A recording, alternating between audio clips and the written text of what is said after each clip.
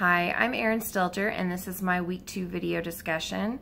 I'm going to be talking about the Oklahoma State Regents for Higher Education as the organizational culture to which I belong.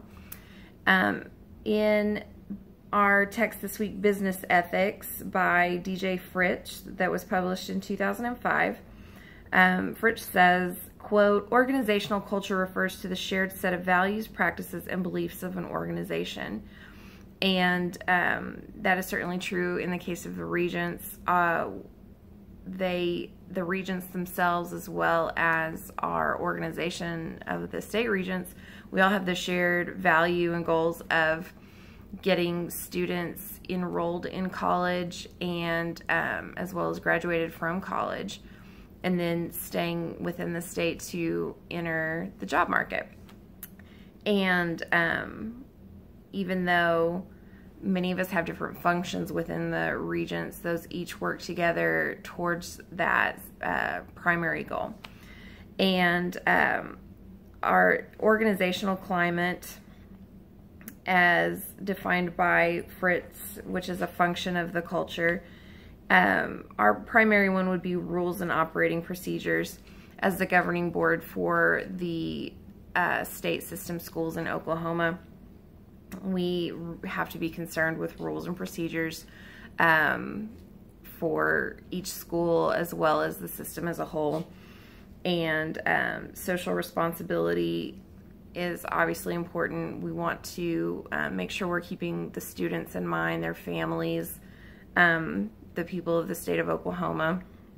But also we have a company interest. You know, we want to keep running and have a positive self-image presented to the public. And on a departmental level, there are also organizational climates that include team interest, friendship, self-interest, and personal morality.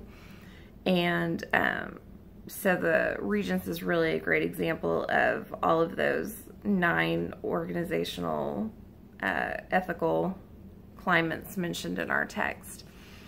And I was socialized into the culture of higher ed when I started there. I started as a division of the State Regents called Oklahoma College Assistance Program 10 years ago.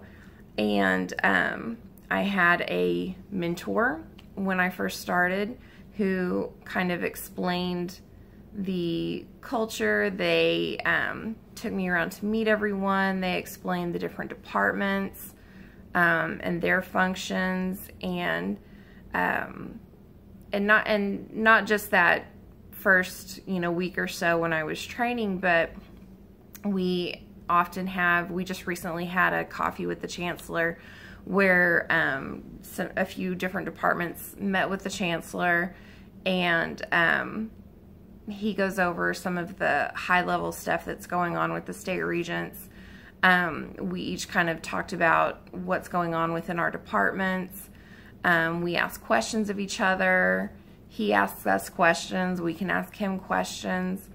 And just to get a feel of what everyone's doing so that departments aren't siloed. And we can all feel like more of a team and like we're all working together towards that singular goal. And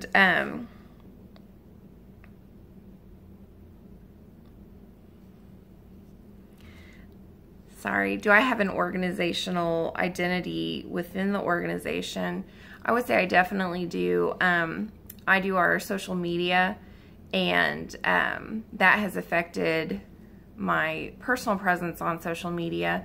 I do have personal accounts, but since I follow our work accounts with my personal accounts and vice versa, I make sure everything that I include on my personal accounts is even though it may not necessarily be professional, it's appropriate because those accounts are linked, and I wouldn't want anyone who finds my account by way of our business account to see me as being a poor reflection of the State Regents. So I don't put anything on there that I would be embarrassed for anyone at work to see, up to the chancellor or my boss.